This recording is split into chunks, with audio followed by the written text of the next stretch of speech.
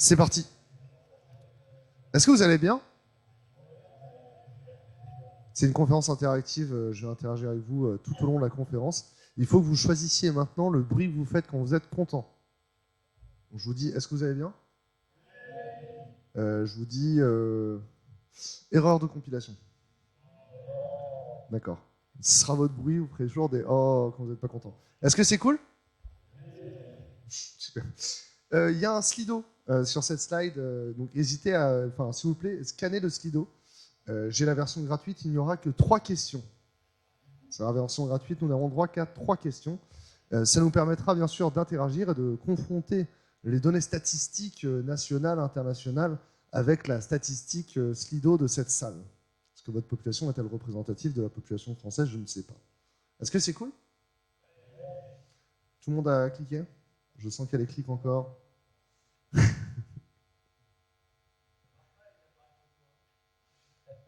Il faut utiliser une application de type Google Lens, sinon c'est intégré dans l'appareil photo Apple, mais c'est une technologie propriétaire. D'autres questions? C'est cool. On va parler de la grande démission. Est-ce qu'on va tous changer de job en 2022? J'avais mis sur le CFP, mais bon, là, c'est un peu tard. Donc on va être 2023. Surtout qu'il y a 3 mois de préavis, a priori, dans votre convention collective. Donc si vous démissionnez maintenant, c'est vraiment pour l'an prochain. Donc est-ce qu'on va tous changer de job en 2023? Je suis rassuré que vous ne soyez pas tous dans le consensus. Alors, attendez, je vais faire une annonce de plan. J'ai décidé de faire une annonce de plan. Déjà, on va parler du phénomène tel qu'il est décrit dans la presse, dans les études, etc. On va parler effectivement de ce phénomène de dépression et des motivations d'entreprise, parce que c'est une vraie démotivation. On va analyser le phénomène et se rendre compte aussi que finalement, la démotivation, c'est pas si grave que ça. Enfin, c'est pas le cœur du problème. Les démissions, en fait, c'est un bon signe macroéconomique, bien sûr. Et ensuite, je vous proposerai 5 atouts pour votre entreprise. Alors des atouts vraiment, on va en parler comme les pierres de l'infini que Thanos possède à son point pour que votre entreprise résiste à la crise. Est-ce que c'est cool? Et bien sûr, l'épreuve finale du Slido, ce sera que vous donnerez, avec ces 5 critères, vous pourrez dire si votre entreprise a 1, 2, 3, 4 ou 5 points sur 5. Est-ce que c'est chouette? C'est parti. Alors, le Big Quit aux États-Unis, c'est quoi? C'est ce phénomène qui ressemble un peu à un battement de cœur. Finalement, là, ici, c'est le premier confinement. Ils l'ont connu aussi aux États-Unis. Et pendant le premier confinement, figurez-vous que les gens n'ont pas démissionné aux États-Unis non plus, même s'il n'y avait pas le chômage partiel. Et derrière, il y a la reprise. Et alors, la reprise, c'est des vagues de démission. Et alors, la reprise économique a créé une tension sur le marché de l'emploi. À l'époque, là-bas, le salaire minimum était à 7,50 $ et 7,25 $ de l'heure. Et on se retrouve avec Target qui met un salaire horaire à 15 $ et Amazon qui propose 18 à 21 $ en salaire horaire. Et c'est pas AWS, c'est les entrepôts qui proposent ça. Donc il y a des gens qui démissionnent parce que c'est mieux payé d'aller livrer des colis chez Amazon. C'est vraiment qu'on gagne plus d'argent. Est-ce que c'est cool? C'est le premier phénomène. C'est cool. C'est pas très grave. Il y a un phénomène aussi qu'ils ont constaté aux États-Unis, c'est des départs en retraite anticipés. Les Américains ne prennent pas la retraite comme nous. En fait, vraiment, il y a un moment, ils se disent « Ah, je n'ai plus envie de travailler. J'ai assez d'oseille de côté, je vais me mettre au vert. » C'est ça une retraite pour un Américain. Et donc, du coup, l'ambiance n'était pas ouf. Et ils se sont dit « Viens, je reste chez moi avec mon oseille qui est sous l'oreille. » Et c'est ça un départ en retraite. Et donc, 2,4 millions de retraités non prévus. Les Américains mesurent le nombre de départs en retraite. Parce que quand il y a un phénomène anormal sur le départ en retraite, ça crée une tension sur le marché. Est-ce que c'est cool? Est-ce que la pandémie vous a fait revoir vos attentes personnelles? Je vous demande, là, je vous pose la question, avant de vous donner les statistiques du marché. Les attentes personnelles, bien sûr, envers... il n'y a qu'une personne qui répond. Les attentes personnelles envers votre entreprise, envers votre emploi, envers votre vie professionnelle.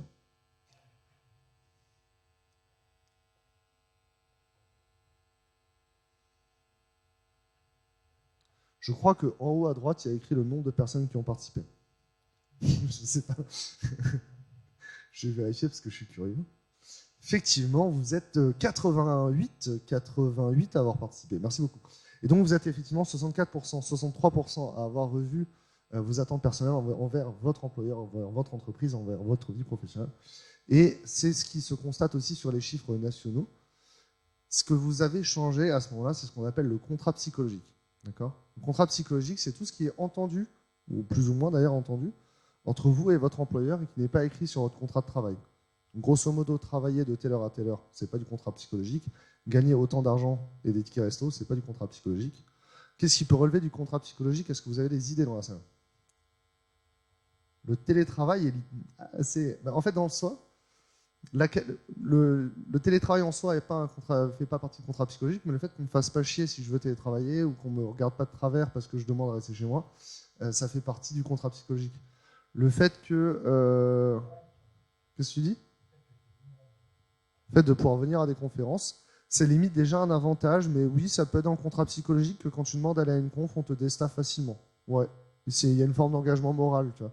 C'est un oblige l'employeur à le faire après. Ça peut être au-delà de la reconnaissance professionnelle, le fait qu'on donne des projets intéressants.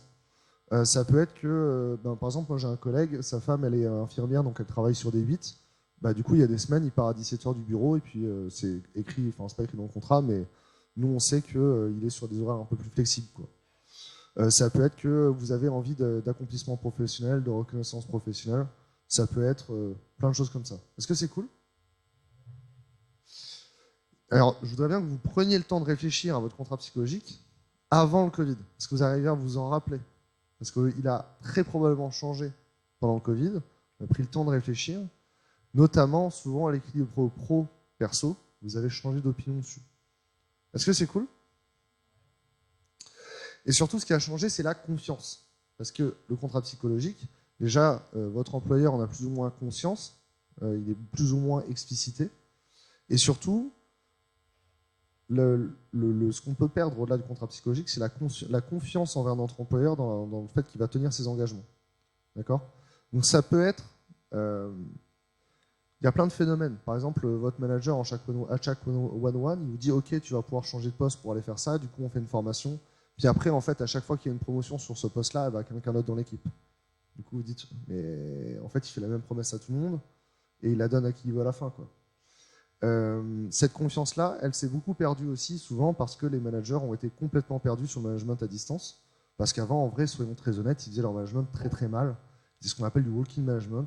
Rentrer dans la pièce, lui, il n'a pas l'air en forme, elle n'a pas l'air en forme, je vais aller lui parler. Alors qu'en fait, quand on fait son travail correctement en tant que manager, on donne de l'attention à tout le monde de la même façon. Et on respecte ce contrat psychologique, on l'explicite. Est-ce que c'est cool? Donc le management à distance, les managers, ils ont réduit leur confiance, leur capacité à avoir la confiance dans le contrat psychologique. Est-ce que vous pensez que le contrat psychologique avec votre entreprise est rompu aujourd'hui? C'est-à-dire que vous n'avez plus confiance, ou alors il a changé et votre employeur ne le connaît même pas, quoi.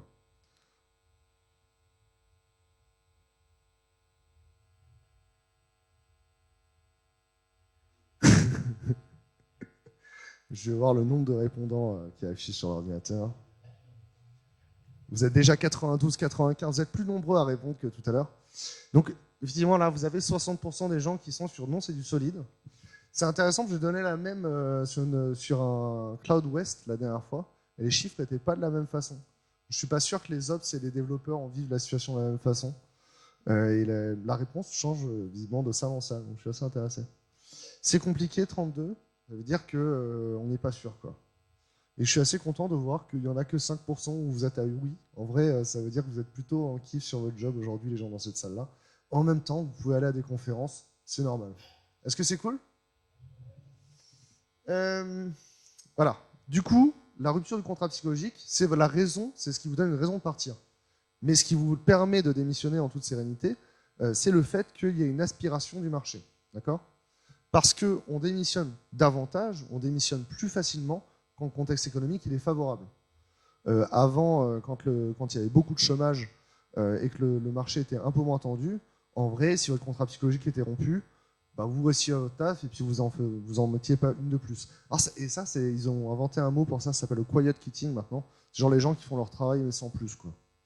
C'est devenu un mot à la tendance, mais finalement, avant, on pourrait rester dans son job et le subir simplement. Et quand en fait le marché est plutôt favorable pour nous, les employés, on quitte notre poste plus facilement. Est-ce que c'est cool? Changer de job quand tout va bien. C'est un article que j'ai posté sur le blog, mais grosso modo, en vrai, c'est ce que j'ai envie de vous dire aussi aujourd'hui. Attendez pas non plus que le contrat psychologique soit rompu. N'hésitez pas à changer de job tant qu'il n'y a pas de tension. Vraiment, la meilleure des postures pour changer de job, c'est quand votre job il est bien, vous êtes dans votre zone de confort, vous avez l'impression que tout roule sur des roulettes, on est sur l'autoroute du kiff, tout roule tout droit, c'est le moment où il faut changer de job. Parce que si ça va pas bien, en fait, après, vous allez partir pour des mauvaises raisons. Vous partez maintenant, vous partez pour des bonnes raisons. En mode, bah, j'ai eu une offre, on m'a fait une proposition, je ne pouvais pas refuser. Franchement, le job. En plus, vous allez garder une bonne image de vos collègues en partant. C'est quelque chose que je dis dans l'article. Si ça va plus bien, il y a une règle principale, ne dites jamais de mal de vos anciens collègues. Ou de vos collègues actuels si vous n'avez pas démissionné avant. Parce qu'en vrai, quand vous recevez en entretien quelqu'un ou quand vous rencontrez un futur nouveau collègue, et qui vous dit ouais, je m'en vais parce que les collègues c'est tous des bâtards et tout. En plus, ils me pètent ma prod tout le temps. Les gens qui sont dans la pièce avec vous, ils sont sûrs que vous allez faire la même chose quand vous serez chez eux, quoi. Et on n'a pas envie de travailler avec quelqu'un qui dit du mal de ses collègues. Est-ce qu'on est d'accord? D'accord. Règle numéro 1, même si c'est vrai que vos collègues sont pas sympas, on dit que du bien de ses collègues, ça serait très important. Bref, le second sujet qui va avec, c'est le burn-out. Ouais, j'ai pas de transition, elle était pas ouf la transition sur le burn-out. Ouais, surtout que je l'ai mis en haut à droite. Il y a ce bouquin qui s'appelle Je ne te pensais pas si fragile, qui parle de burn-out de manière romancée. C'est-à-dire que c'est une personne fictive qui est dans une situation, qui est en entreprise. Et en vrai, intéressez-vous au burn-out, il faut en parler plus aujourd'hui. C'est l'autre penchant de cette médaille-là, le revers de la médaille. Les gens qui font un burn-out ne sont pas des gens plus fragiles par rapport aux préjugés qu'on pourrait avoir. Les gens qui font un burn-out, le plus souvent, ce sont des gens qui sont très impliqués dans leur job, d'accord ? Sont des gens qui savent pas s'arrêter, qui savent pas dire non, et qui se retrouvent dans une situation de surmenage. Et en vrai, il y a énormément de gens qui sont en situation proche du burn-out, qui ont présenté des symptômes, ou qui sont même déjà en situation de burn-out et qui ne s'en rendent pas compte. Donc je vous mets les symptômes du burn-out ici. Alors, le plus important, fatigue et troubles du sommeil, vous le voyez très vite. Irritabilité, hein, vous voyez, c'est vraiment, même moi des fois je suis mal réveillé, j'ai mal dormi, ça m'a saoulé ce truc-là. Supportez plus l'agitation et le bruit, hein, cette fatigue constante, l'open space est oppressant, les gens vous fatiguent, la réunion elle est trop longue, vos émotions fluctuent, vous traquez souvent, vous êtes stressé. Ça c'est finalement des symptômes du surmenage, des troubles de la concentration et de la mémoire. Si vous n'arrivez plus à vous rappeler, vous avez regardé un chiffre sur le Excel, vous avez sur la page d'à côté, vous l'avez déjà oublié, ça c'est un trouble de la mémoire du travail. Vous êtes censé avoir une mémoire de travail qui marche à plus de 10 secondes normalement. Est-ce que c'est cool ? Et ouais, c'était non en fait, c'était pas cool. Vous sentez l'impression d'avoir perdu le contrôle ou d'être impuissant dans votre job. Ça vous est déjà arrivé cette sensation-là, surtout dans des plus grands comptes? Vous avez l'impression vraiment le projet il part en vrille, mais vous pouvez rien y faire, quoi. Genre ça dépend pas de vous, il y a des puissances obscures au-dessus de vous qui font que tout part en vrille, quoi. Mais ça c'est une sensation psychologique, enfin c'est un vrai phénomène psychologique et c'est un indicateur de burn-out. Vous éprouvez de la souffrance significative. Alors ça c'est intéressant, c'est le fait qu'en fait vous êtes peut-être en burn-out au bureau, mais vous souffrez dans votre vie perso avec vos amis. Au bureau, ça va plus ou moins bien, vous êtes dedans parce que vous êtes dans le rythme, vous êtes un peu dans le syndrome de Stockholm, mais votre sensation de souffrance s'exprime dans votre vie perso, ou dans votre vie sentimentale, par exemple. Est-ce que c'est cool? Le nombre de personnes en burn-out qui se séparent de leurs compagnons parce que ça va pas au bureau, en vrai, ça devrait être un trigger warning. Et le dernier, stress, perte de contrôle et souffrance ne sont pas des conséquences d'une maladie psychologique, bien sûr, si vous êtes schizophrène. Ces indicateurs-là sont floutés. Est-ce que c'est cool? Je me sens moins chaud. Mais bref, tout ça pour vous dire, attendez pas de voir les indicateurs du burn-out pour changer de taf et parlez-en à des psychologues. Vraiment, sans déconner, il n'y a pas de mal à aller voir un psychologue. Si vous êtes en burn-out, il faudra probablement d'abord aller voir des psychologues pour vous faire accompagner, pour sortir de cette situation-là, vous sentir mieux, avant d'envisager de changer de job. Est-ce que c'est cool? Les psychologues, c'est cool. Et alors en France, comment ça se passe? Est-ce qu'on a des chiffres? Alors figurez-vous que depuis le mois d'août, on a des chiffres super intéressants qui ont été publiés par le DARES. Et le DARES, c'est donc un organisme, une équipe au ministère du Travail qui publie des données afin d'alimenter le débat public sur l'emploi. Est-ce que c'est cool?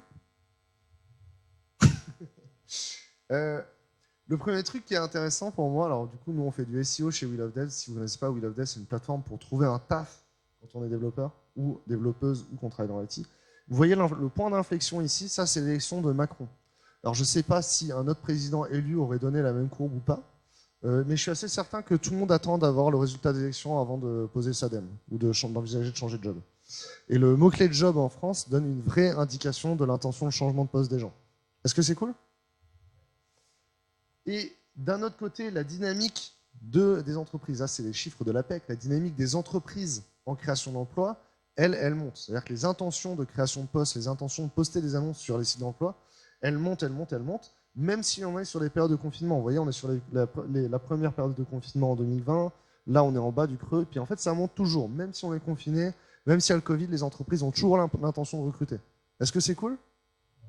Qu'est-ce qui se passe maintenant? Il y a des chars dans la boue. Les chars dans la bouffe, ça fait plus peur que le Covid. Et les entreprises, du coup, ont diminué leurs intentions de recruter. Parce qu'en vrai, la situation macroéconomique pour les entreprises, elle est vraiment pas favorable. Et là, ils sont vraiment stressés dans les boîtes. Est-ce que c'est cool? Mais la conclusion du truc, c'est un ciseau. C'est-à-dire que d'un côté, on a tous envie de changer de job maintenant que les élections présidentielles s'est passées. Et puis d'un autre côté, en fait, avec la guerre, les entreprises sont un peu moins sûres de vouloir recruter. Alors bien sûr, ils vont toujours se battre pour le haut du panier, comme qui dirait. Mais les volumes de recrutement, eux, sont en baisse. Le salaire médian d'un développeur sur We Love Devs, alors on a ce baromètre, c'est les intentions de salaire des développeurs et des développeuses qui s'inscrivent sur We Love Devs. Il est à 40K cette année, il l'est encore là maintenant, et il était à 37K il y a un an.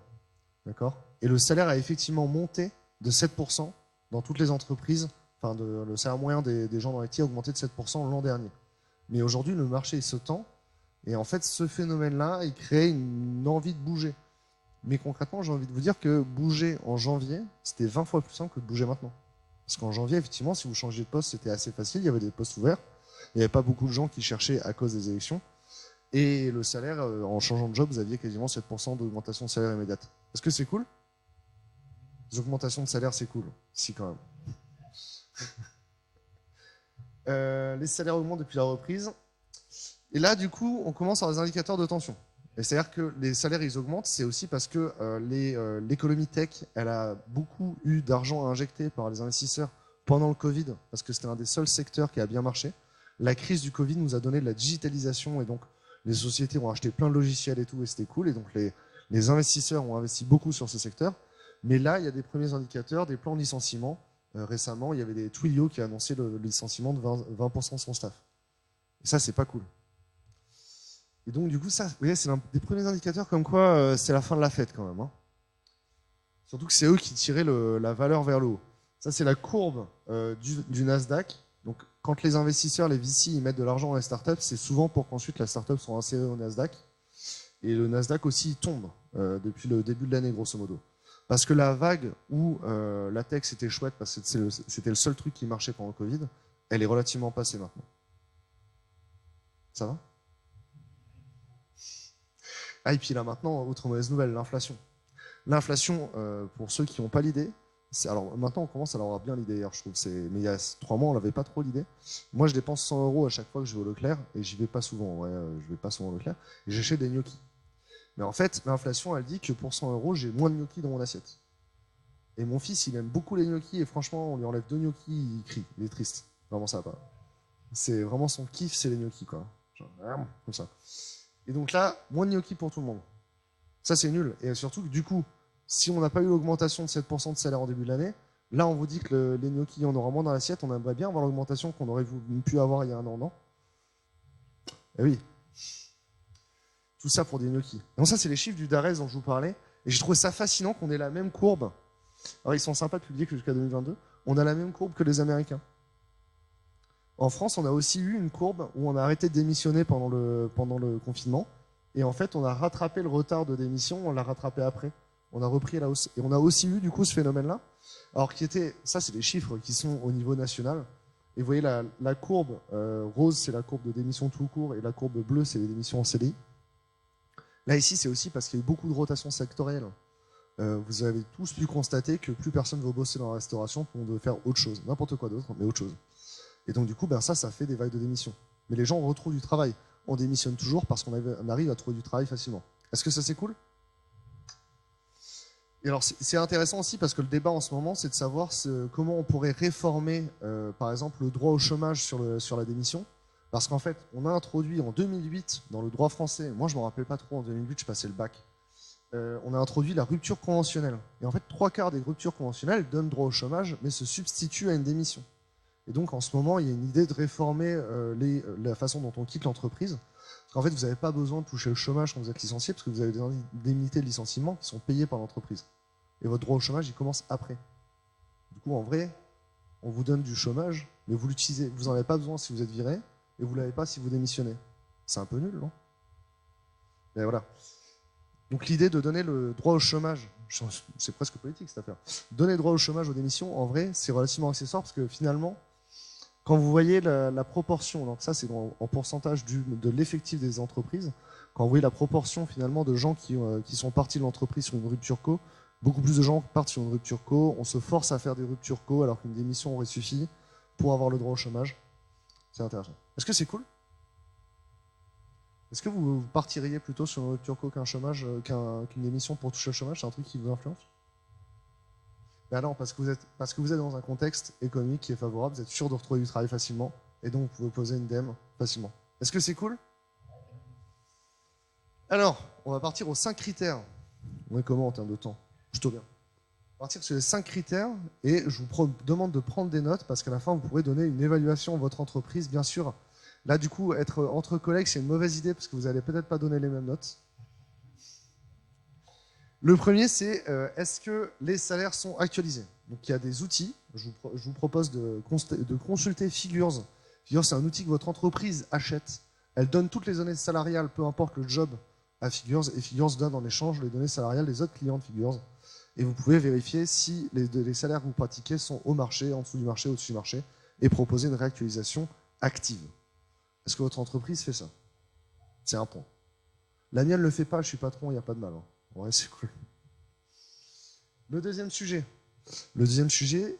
c'est finalement... Ah, je pensais avoir réaligné cette slide. Le DevOps. Ah, mais je crois que... Ouais, regardez, je l'ai réaligné, mais je n'ai pas supprimé celle qui n'est pas alignée. DevOps, combien de temps vous mettez à déployer une application? Il y a des boîtes qui sont dans le cloud, et pourtant, ils mettent 3 mois à déployer une appli, 3 semaines à déployer une appli, alors qu'à la base, on allait dans le cloud en Shadow IT parce qu'on déployait dans la journée, quoi. Et là, maintenant... on a réussi à faire en sorte que les ops ils nous reverrouillent toute la console et qu'on puisse plus rien faire sans remplir des formulaires pour avoir le droit d'avoir des accès, quoi. Si votre entreprise elle a ce système affreux de guichet, c'est pas DevOps, d'accord? Si quand la prod elle est tombée, vous pleurez pour appeler des ops, c'est pas DevOps, d'accord? Si c'est pas vous, votre équipe qui est responsable du DRP, du PCA, c'est notre équipe de gens qui s'en occupent, c'est pas DevOps non plus, d'accord? Vous êtes DevOps quand vous êtes maître de votre production alors que vous êtes développeur. Ou développeur. Est-ce que vous avez un point? Je vous laisse compter. Il y a mon VPN qui n'est pas content. Le deuxième sujet, c'est refuser la culture du blame. Alors, la culture du blame, je suis obligé de faire une mise en pratique parce qu'elle est un peu pernicieuse. Soit vous ne la connaissez pas du tout, vous ne l'avez jamais vue, soit vous y êtes déjà habitué, vous ne la voyez plus. Donc, remettons les points sur les i. Qu'est-ce que c'est la culture du blame? Vous avez des idées déjà? Il y a des gens qui veulent prendre la parole? Je suis dur d'oreille. Oui? Qui a fait ça? C'est pas mal, ça. Exercice pratique. Comment on réagit quand la prod est tombée parce que OVH a une panne? Quelles sont vos réactions? À vous le micro. Jette le micro dans la salle, chouchou. Lève les bras si tu veux le micro. Vas-y, laisse, il sourit, monsieur de Bonne Cube en haut, là, vas-y. Il n'y a personne qui veut le prendre. J'ai rien à dire. Bonjour. C'est cool? C'est cool. Ok. Si tu réagirais en disant c'est cool, en vrai, c'est une réaction potable à la situation. Jette-le en arrière. Jette-le en arrière sans regarder. Comment on réagit? Qu'est-ce que tu as fait à l'époque, toi? Oh, un mauvais déploiement sur Docker. Un redéploiement avec Docker. Ok, cool. Ouais. Trouve une solution. C'est bien. En vrai, c'est une bonne réponse que j'avais pas mis sur la slide d'après.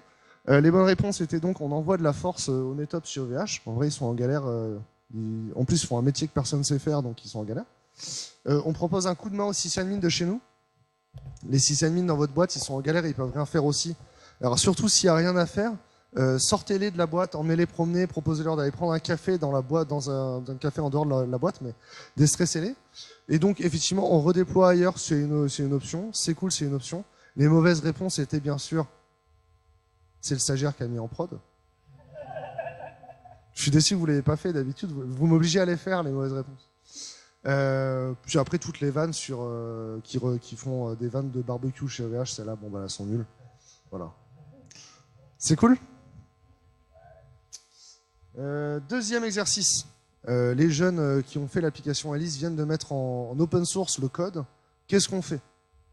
Est-ce qu'on va dépouiller le code pour trouver tout ce qui est pourri dedans et les insulter sur Twitter? Ou est-ce qu'on fait une pull request? Ou est-ce qu'on propose de l'aide? Où on informe les gens d'éventuelles failles de sécurité pour qu'ils arrêtent d'utiliser l'application, mais dans le respect et de l'intégrité des humains qui ont codé le code. Je vous laisse poser la question, je vous laisse réfléchir, parce qu'en vrai, l'open source, on a tendance du coup à quitter la culture du blame assez vite dans l'open source, même s'il y a vraiment des personnes très importantes dans l'open source qui adorent la culture du blame et qui sont des étendards de cette culture pourrie, où on trouve les gens qui l'ont fait. Notamment, vous avez dans Git la commande Git blame, bien sûr. Voilà, c'est bien sûr parce qu'il y a des gens qui trouvaient ça marrant de pourrir les gens qui ont mal codé qu'il y a eu cette commande. Enfin, c'était pas. Vous vous rendez bien compte qu'on n'a pas créé la commande Git blame pour faire avancer le code ou faire avancer le logiciel, quoi. Donc, mais dans l'open source, en vrai, si vous voulez qu'il y ait plus de gens qui contribuent, et il faut qu'on soit bienveillant et il faut qu'on quitte cette culture du blame. La culture du blame dans l'open source, ça détruit la contribution. Et en plus, c'est du gatekeeping. Le gatekeeping, c'est nul. C'est le point numéro 3. Du coup, est-ce que dans votre boîte, il y a cette culture du blame? Est-ce que dans votre boîte, vous pouvez faire des erreurs et vos collègues vont vous aider et vous féliciter éventuellement d'avoir pété la prod? C'est le troisième point.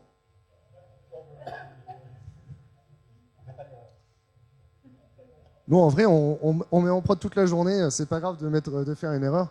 Après, en fait, ce qui est intéressant, c'est qu'il y a tellement de features dans le logiciel chez nous que t'en pètes une, t'affectes peut-être 10% de l'utilisateur, mais on peut la refixer dans 20 minutes, donc c'est pas très grave. En vrai, un rollback, de toute façon, ça prend 2 minutes. Parce qu'on a une bonne infra, bien sûr, parce qu'on est DevOps. C'est parti. Le deuxième sujet, je vous parlais de gatekeeping. En fait, ça va avec. Est-ce que votre boîte, elle a des safe space, c'est-à-dire des endroits de non-mixité, pour qu'on puisse exprimer? Est-ce que vous avez une idée de pourquoi on a besoin d'endroits de non-mixité?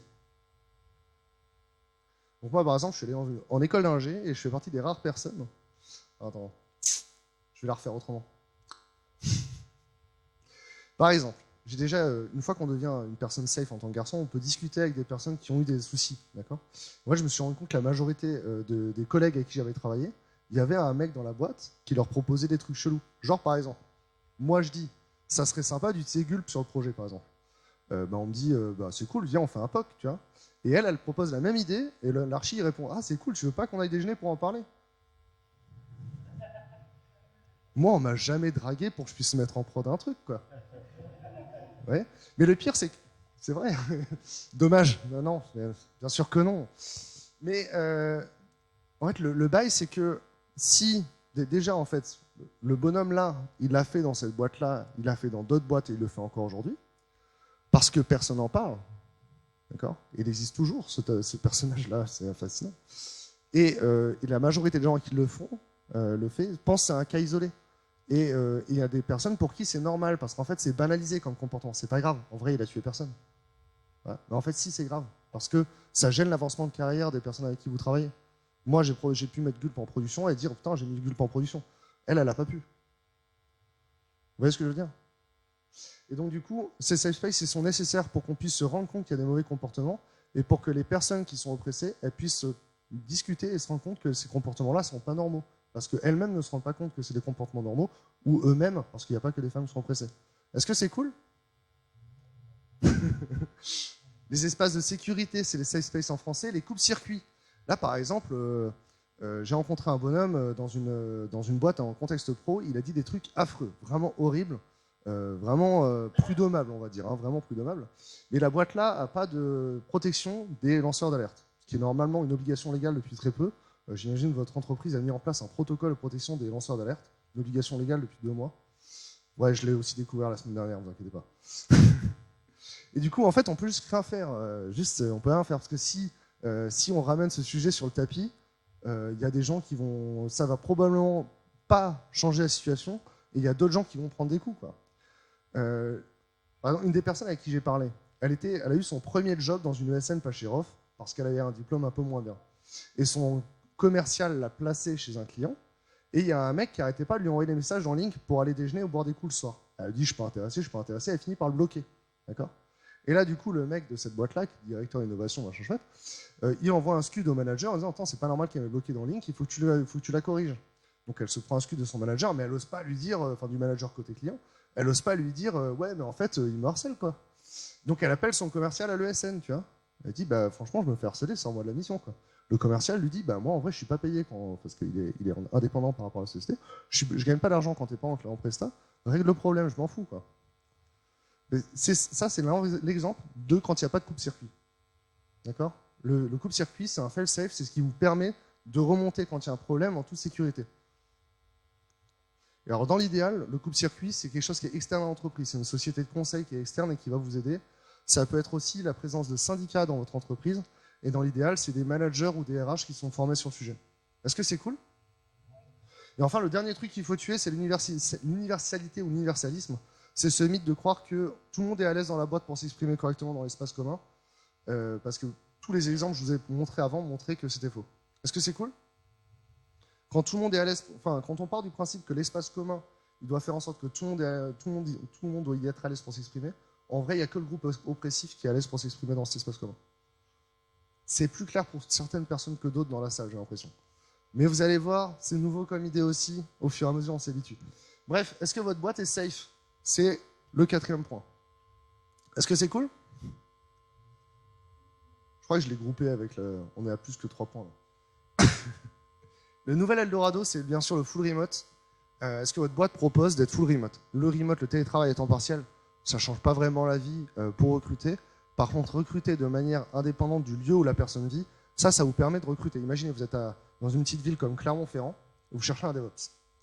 Et maintenant, vous dites, je cherche un DevOps. Il n'est pas forcément en Clermont-Ferrand, il peut être partout où il veut en France. Il y a beaucoup plus d'opportunités de recrutement, non ? Et en fait, du coup, c'est un vrai game changer pour recruter d'être full remote. Et vous, en tant que personne qui cherche du travail en full remote, c'est aussi un game changer parce que du jour au lendemain, vous êtes en compétition avec beaucoup plus de gens. C'est-à-dire qu'une annonce, quand vous êtes expérimenté, si vous postulez sur une annonce, en vrai, il y a 9 annonces sans candidat et vous postulez sur l'une des 10. Voilà. Là, maintenant, si vous partez sur du full remote, il y a tellement peu d'annonces en full remote et tellement de gens qui veulent y aller que vous allez être 10 candidats ou candidates pour une annonce sur une annonce en full remote. Du coup, même si vous êtes expérimenté, c'est la compétition. Il va falloir se battre. Donc le full remote, ça reste un marché parallèle. Et si nous, en tant qu'employés ou candidats, on décide d'y aller, il faut qu'on fasse un poil attention parce que c'est un challenge, ça prend plus de temps. Est-ce que c'est cool ? Mais en vrai, ça a progressé parce qu'avant, on était obligé de devenir freelance pour faire du full remote. Maintenant, on peut rester salarié et c'est plutôt chouette. Et la dernière frontière, c'est le craft. Alors le craft, c'est un grand mot. Et justement, le craft, ça a été souvent...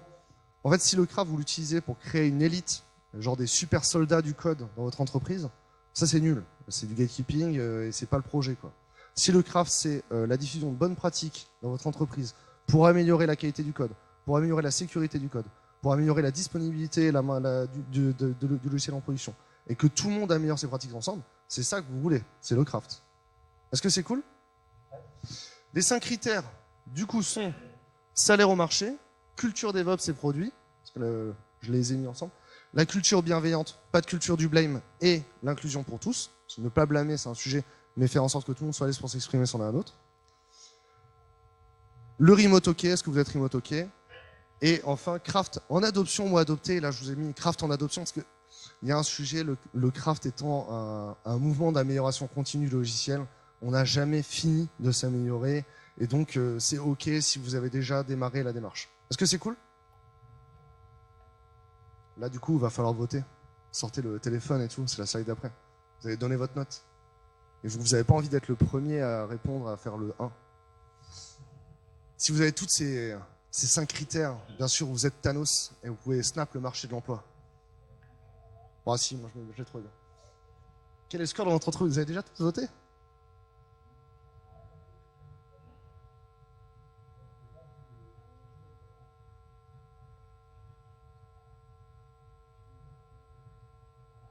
Vous êtes chaud. Je vais voir le nombre de votants. Hop. Vous êtes 73. Vu que vous étiez 99 à voter tout à l'heure, je pense que vous êtes environ 100 dans la salle. Donc il y a encore une vingtaine de personnes qui ne sont pas prononcées. Il y a des gens qui ne jouent pas, c'est OK, c'est cool. Si vous êtes free, effectivement, le sujet est un peu plus dur. Mais si vous êtes free et que ça fait 4 ans que vous êtes chez le même client en régie, c'est OK, considérez-vous comme un salarié. Vous n'avez juste pas de perco. C'est intéressant, vraiment, vous faut changer la forme de la courbe au fur et à mesure. Il faut considérer ici le biais de la conférence. On est quand même dans une conférence, les boîtes qui méritent des 1, probablement qu'elles ne laissent pas les gens aller aux conférences aussi. Hein. Donc, le biais de la conférence, c'est forcément que le score est meilleur. Mais je dois vous avouer que la dernière fois que je l'ai donné, le 4 était devant le 3 quand même. J'ai l'impression que vous êtes un peu moyennement, un peu moins heureux quand même. Parce que si on prend ça pour un NPS, il faut imaginer qu'à 5, vous êtes vraiment un ambassadeur de la boîte, quoi. À 5, la boîte, vous allez partout, vous dites à tout le monde, il faut nous rejoindre. À 5, vous cooptez sans souci, quoi. À 4, vous avez des réserves. À 4, franchement, c'est cool, sans plus. Franchement. À 3, c'est... Ah, il y a des trucs, il y a du travail un peu, quand même. Genre, 3, c'est... Voilà. Mais bon, là, c'est pas un NPS, c'est 3 critères. Et en vrai... 3 critères après, il faut voir quel est le critère qui manque. Hein. C'est des critères difficiles aussi. Qu'est-ce que vous en pensez? Je vais conclure et après on se lancera à la boîte. Alors, qu'est-ce qu'on dit? J'ai encore des gens qui répondent. Qu'est-ce qu'on retient? Alors déjà, vraiment, le truc qui est le plus important à retenir, c'est qu'on démissionne quand tout va bien. D'accord? Vraiment, tout le monde démissionne quand tout va bien dans sa vie perso, mais aussi dans le contexte économique. La démission, c'est positif au sens macroéconomique du terme, mais aussi pour votre vie perso. Est-ce que c'est cool? Il faut partir quand ça va bien. Et l'inflation, ça fait des gnocchis en moins. Est-ce qu'on aime bien les gnocchis? Est-ce qu'on aime bien l'inflation? Très bien. Le contrat psychologique, est-ce qu'il est solide? Est-ce que mon entreprise a les 5 critères? Là maintenant, vous avez 3 options devant vous. Je suis un Orange Pillar, mais je suis un Morpheus avec 3 mains. Un Shiva. Vous pouvez réparer le contrat psychologique. Un contrat, ça se répare. Alors vous pouvez apporter un cadeau à votre manager ou votre manageuse en lui disant, écoute, je t'aime bien, mais là ça va pas, faut qu'on parle. Voilà. Mais ramener un gâteau, c'est plus agréable. En vrai, ça se travaille. Il y a plein de sujets, il y a plein de façons d'aborder le sujet. Simplement, déjà, le contrat psychologique, s'il est peut-être pas clair aussi, ça vaut le coup de clarifier ses intentions. Et des fois aussi, le contrat psychologique, il est pas clair parce que nous-mêmes, on sait pas trop ce qu'on attend de son entreprise. Bah, prenez le temps de faire l'introspection, de discuter avec vos collègues, etc. Mais ça se travaille, en vrai, c'est un projet. Mais donnez-y du temps et donnez-y de l'attention, de l'énergie, vous allez voir, ça va aller mieux et vous serez plus heureux ou heureuse. Est-ce que c'est cool? Vous pouvez travailler sur les 5 gemmes de l'infini. Vous avez les moyens de faire bouger ces lignes-là. Une culture d'entreprise, c'est pas quelque chose qui tombe du ciel par la direction générale et les RH. Hein. C'est quelque chose qu'on incarne chacun et chacune. Donc n'hésitez pas à faire bouger les lignes dès maintenant. Est-ce que c'est cool? Et enfin, vous pouvez changer de job. Et donc, pour changer de job, je vous recommande We Love Devs. C'est super cool. Est-ce que vous voulez échanger un petit peu? Il reste quoi? 7 minutes? C'est parti. Salut. Je vais prendre la relique. Merci pour la conférence. J'avais une question. Quand tu dis c'est quand tout va bien qu'il faut démissionner, qu'il faut partir, ça c'est du point de vue de l'employé, mais si je me place du point de vue de l'employeur, en fait, c'est quoi sa stratégie à lui? Parce que du coup, s'il fait en sorte que tout va bien pour que les gens partent, ça se passe comment? C'est intéressant, mais du coup, je vais dire ce que je réponds d'habitude à les employeurs. En vrai, en fait, je préfère avoir des gens qui partent parce que mon entreprise a amélioré leur employabilité, leur a donné des opportunités de carrière, qu'avoir des gens qui restent parce qu'ils n'ont pas d'opportunités de carrière. Et en vrai, nous, on fait un truc un peu bourrin que j'ai appris dans un bouquin qui s'appelle HR Disrupt par l'ancienne DRH de Netflix. Les gens, je leur demande d'aller faire des entretiens d'embauche dans d'autres boîtes et de ramener une proposition de poste. Je veux pas une annonce, je veux une promesse d'embauche avec un salaire écrit dessus. D'accord? Et la stratégie quand tu es manager là-dessus, c'est de dire, t'as vu, ils t'ont proposé plus que l'an dernier. Du coup, je t'augmente un peu, mais pas le même salaire que là. D'accord? Et en vrai, prouver par la A plus B, déjà en vrai, le premier développeur que j'ai embauché, il m'a dit, ouais, alors lui, il était OK pour bosser au SMIC. Je lui ai dit, c'est pas sérieux. Va faire les entretiens chez Capgemini et dis-moi combien te propose chez Capgemini. Il n'a pas fait les entretiens chez Capgemini, il en a fait 2, il a arrêté, et on lui a proposé un salaire qui me paraissait moite le salaire de marché pour qu'il reste longtemps. J'ai répondu à ta question? Non. Excuse-moi, j'ai pas. En fait, le turnover. J'ai pas bien compris ta réponse. Alors, je comprends la stratégie du DRH de Netflix, mais après, j'ai pas forcément compris du coup quel va être le positionnement de l'employeur. Le turnover, c'est une bonne chose pour l'entreprise. Tu veux pas que les gens ils restent à un poste où ils sont mal et ils foutent le bordel dans l'entreprise, ils commencent à être des pervers narcissiques qui manipulent les gens, ils commencent à bloquer les initiatives qu'on prenne. C'est pas ça que tu veux. Ce que tu veux, c'est du turnover. Il faut que les gens ils aient des vraies opportunités de carrière après. Si les gens ils quittent ton entreprise pour avoir des jobs mieux, tu vas pouvoir recruter facilement parce que ton entreprise est identifiée comme un tremplin vers d'autres trucs, quoi. Donc en fait, avoir des gens qui quittent ton entreprise, moi je préfère une entreprise où on est en flux tendu, on propose des postes intéressants à mes salariés tout le temps dans d'autres boîtes, que d'avoir une entreprise où les gens, je les ai emprisonnés, emmurés et je leur tire de la valeur par les trous de nez, quoi. En fait, du coup, de ce que je comprends, c'est que c'est sain pour un employeur de mettre les bonnes conditions pour que ses employés restent, mais c'est aussi sain pour eux, comme tu disais, d'avoir un tremplin. Et donc, du coup, en fait, du point de vue de l'employeur, c'est un petit peu une fatalité aussi de faire en sorte d'avoir un bon environnement, mais que du coup, il y ait quand même du turnover. Le DRH de Airbus, il a dit une année, j'ai pas assez de turnover, je suis à 3%, je veux monter à 10%. Parce qu'en fait, le problème, c'est que du coup, tu as des gens, ça fait 10 ans qu'ils sont chez Airbus, et ils empêchent les nouveaux d'arriver et d'innover. Donc il a dit, je veux du turnover. En plus, tu vois, par exemple, dans ton entreprise, il y a des gens, ils vont peut-être aller bosser à la concurrence, apprendre des trucs, et revenir plus tard dans ta boîte et réapprendre des trucs, tu vois. En vrai, on y gagne tous à avoir des gens qui circulent dans les boîtes. Quand le marché de l'emploi, il circule. C'est une idée reçue de penser que pendant les 30 Glorieuses, nos anciens... Oui, complètement. Hein. Ouais, complètement. Mais déjà, rien que... Est-ce que les juniors, ils se font pas défoncer par les seniors quand ils proposent des idées, quoi? Bah non. Moi, j'ai fait une partie de mes études quand j'étais en Amérique, au Canada. Et là-bas, en fait, c'est vu comme... l'université, c'est l'endroit où les gens les plus intelligents de l'industrie, ils se rassemblent pour former les jeunes. Et du coup, les entreprises recrutent des jeunes qui sortent de l'université en disant « Vas-y, on t'a appris quoi à l'université? Ce que tu sais, c'est 20 fois plus frais que les autres. » quoi. Et en fait, du coup, vraiment, on considère que les gens qui sortent de l'université, c'est les gens les plus au fait de l'industrie, au top niveau. Les gens qui étaient dans le command center de Houston, quand on a touché la Lune, quand les Américains ont touché la Lune, la moyenne d'âge, c'était 28 ans. Il n'y avait pas d'aérospatiale aux États-Unis avant, donc c'était sûr que les gens qui sortaient de l'université, c'était les gens les plus compétents. Tu vois. En vrai, cette idée-là, en France, on a vraiment cette idée comme quoi, vas-y, tu sors de l'école, tu sais rien, laisse-nous faire un petit peu et proposera des idées plus tard quand tu seras mis dans l'eau. Donc en vrai, il n'y a pas besoin d'être que entre hommes pour pas s'oppresser. Le mansplaining, on sait le faire avec les hommes. Ça, c'est le nombre de bonhommes qui viennent m'expliquer comment je devrais faire mon travail alors que je ne le connaisse pas et qu'ils ne le connaissent pas. Il faut être bienveillant envers tous. Je propose qu'on prenne la dernière question. Vas-y. Ouais. Quelle tendance tu vois sur l'offshoring et quand on parle de full remote? Sur l'offshoring et le full remote. Ok, en gros, l'idée...